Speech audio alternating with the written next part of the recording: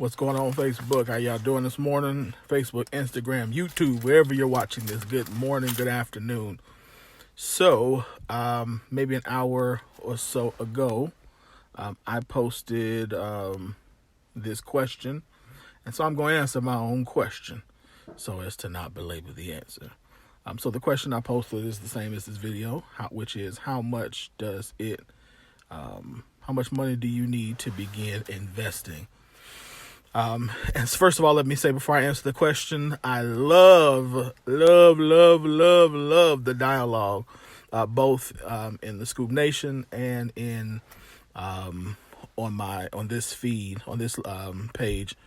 I love the interaction. So y'all keep it up. Even after this video, please don't be hesitant to continue to post your thoughts, your questions, and let's continue that dialogue. All right. So to answer the question, the question was, how much money do you need to invest?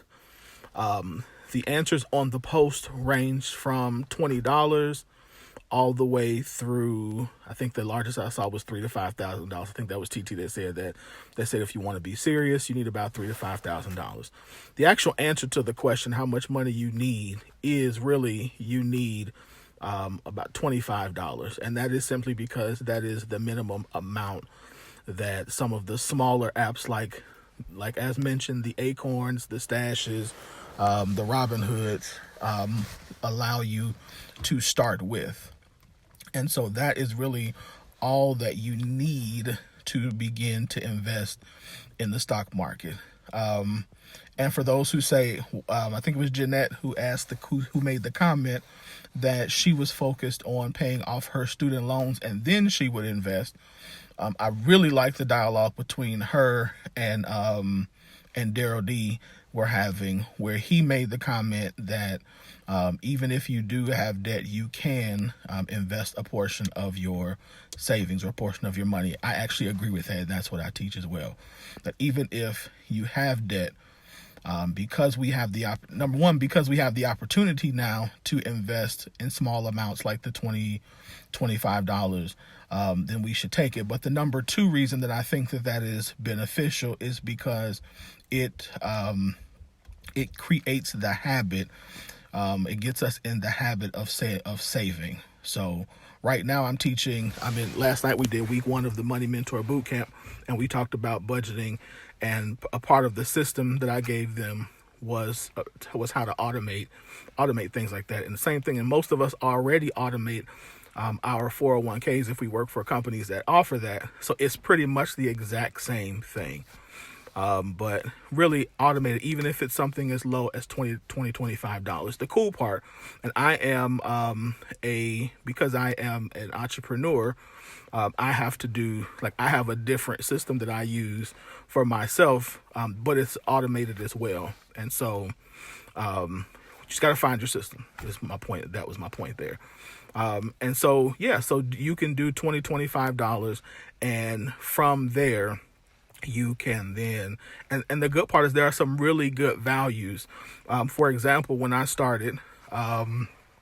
first started I use Acorn and I use Robinhood. So when I first started with Robinhood, I started with $25, and then every month add a little bit to it.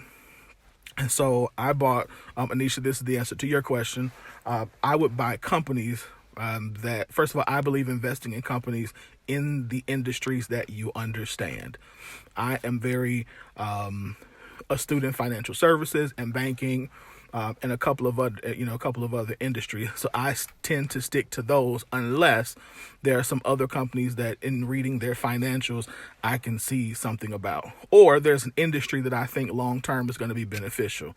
So when I started buying my first couple of ones, I want to say were Aurora Cannabis. At the time, Aurora was trading for $2 and $2.47 or something like that. And so at $2.47 for $25, you get 8 or 9 shares, something like that. So again, if you do that every 2 weeks that you get paid, or every month that you get paid, you add 8, 10 shares of something, then over time, I mean, so let's just say you do 10 shares a pay period. At the end of a year, you got quite a few shares. So that's the point of, even if you don't have a ton of money, you should definitely still invest.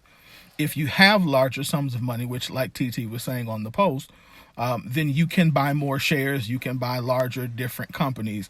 And so for those who are unsure, when you buy a stock, you have to buy it whatever the price is at that time. So if Aurora at the time was $247, that's fine with $25. But if I want to buy Facebook, that's $147, or Beyond Meat yesterday, I think, finished at like $88. $25 won't help.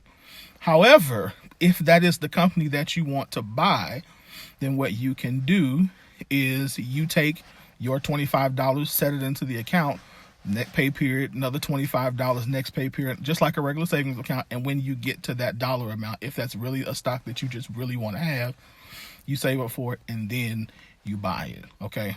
So the answer to the question is $25. But again, you have to have a system to it. If you have larger money, so then let me answer this question. The question is, well, what about if I have a ton of debt? Like Jeanette said on the post. Again, debt is debt.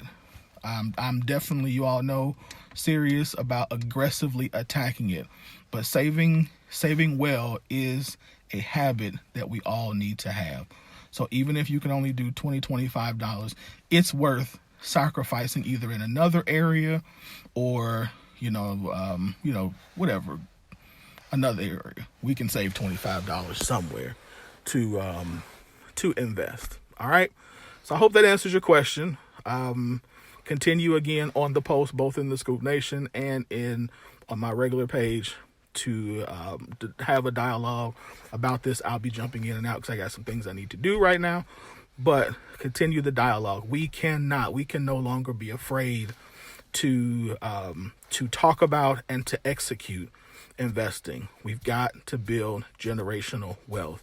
We've got to build generational wealth, and the stock market, real estate, those are things that will help us. Even life insurance are things that will help us build generational wealth. All right. If you have other questions or comments, please put them on this video. If you have not shared the video, please hit the share button. But I appreciate your time. I appreciate your comments. I appreciate your questions, and your continued support. I love y'all. I'll talk to you later.